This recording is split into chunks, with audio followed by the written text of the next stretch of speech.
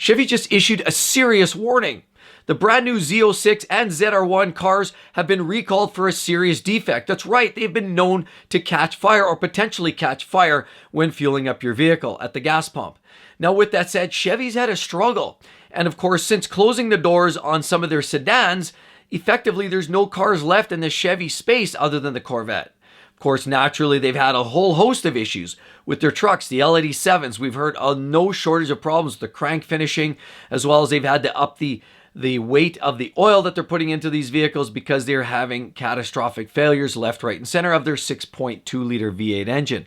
That's absolutely devastating when you consider, okay, I'm going to get into something a little bit smaller, and customers would think they could get into the 5.3, only to find out, of course, lifter issues or rocker problems there related to cylinder deactivation, carbon fouling, and the 5.3s have really been no shortage problems either. Now, 8-speed automatic transmissions, sure. Problems there. 10 speeds, yes. They've all made the radar for either lawsuits or recalls, and NHTSA is having their word and having a real heyday with some of the latest recalls.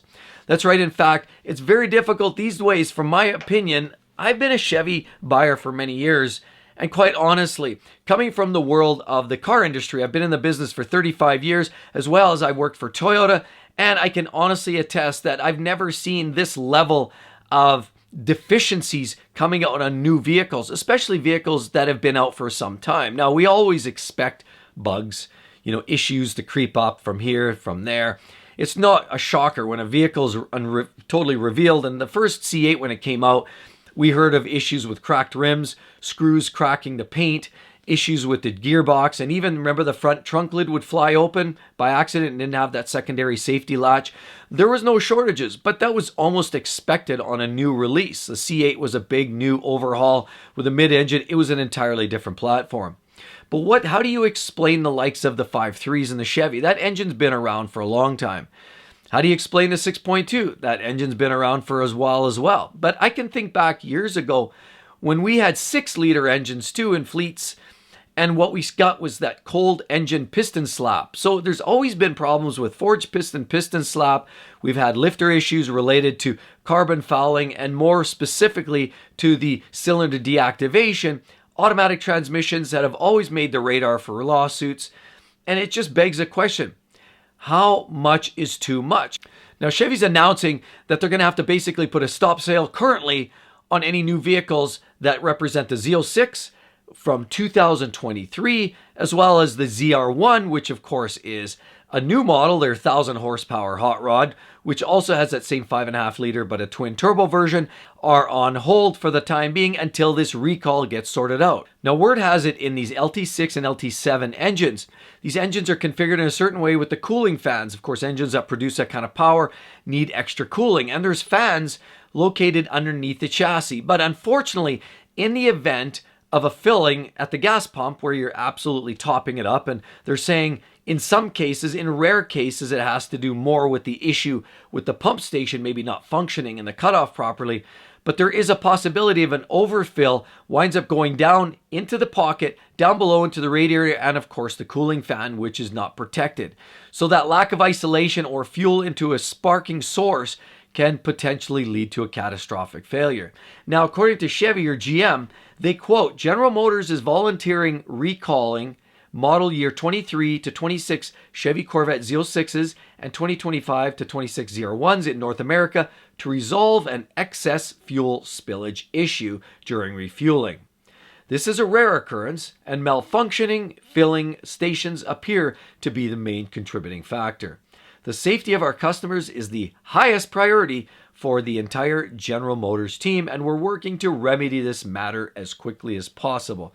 So here we are. We have a situation where current buyers, they're not taking the vehicles back, but this recall now, which is essentially a voluntary recall, is one in which that customers are going to have to bring their vehicles back to the dealers, have them assessed and retrofitted for this revised overflow kit. So because this is the solution for the fact that overflow of fuel can get down and start a spark. And of course, or a started spark can ignite a fire. Now, fortunately for owners of the Stingray or the E-Ray, both utilizing the 6.2 liter V8 engine, Those are not included in this recall. It's a different configuration. The cooling system's a little bit different, and they don't have that same level of concern. So that being said, it really is restricted to their higher horsepower performance value, their higher horsepower performance variants. Now, some people are saying out there that this is really more of an operator error, and this is an issue with some of the buyers and people that are using these and overfilling. I mean, if you go and pour gas all over the place with any car, you introduce an increased risk of fire. And we've seen it time and time again. I mean, how often do you see these crazy, wacky videos all over the net where somebody overfills and then they light a cigarette, or some other issue happens, or the extreme heat or a spark, they open their door and it ignites the spark because of the fumes in the area. There's always a high possibility of spark ignition, of course, or fuel ignition due to a spark. Now, this is not uncommon. This is always going to be a thing when you're using fuel sources like this. That being said, this one does stand out as a little bit peculiar. Now, with all of that, it does still ring a bell, and it really boils down to quality control and research and development. Now, every car is going to come out of the box, of course, with issues, as I've already said. The latest models are always going to come out with some new little bugs and new little gremlins to sort out. And I've seen this even over my years. Years ago working for Toyota. When I worked for Toyota, they had the brand new, at the time, it was the 4Runner. They as well used the Tacoma, and they had that little 3-liter V6. You remember that 3-liter V6? And everybody says Toyotas are unstoppable. But did you realize that 3-liter V6 had a deficient head gasket issue? And of course, they were very prone to blowing head gaskets. Now, everybody knows Toyota's a reliable brand. And some people said if you got that sorted out and you essentially fixed that up, then you had a vehicle that could last for many years. But the fact remains is, any new variant, any new model or engine or drivetrain or platform quite often introduces an increased risk of failure. And here we see with the Z06 and the ZR1, of course, in the Chevy Corvette C8, and the C8 being a new platform. So is this a true quality control issue, or is this just like a dust in the wind, and maybe this is just going to be another thing we're going to be talking about, or on to the next big thing next week?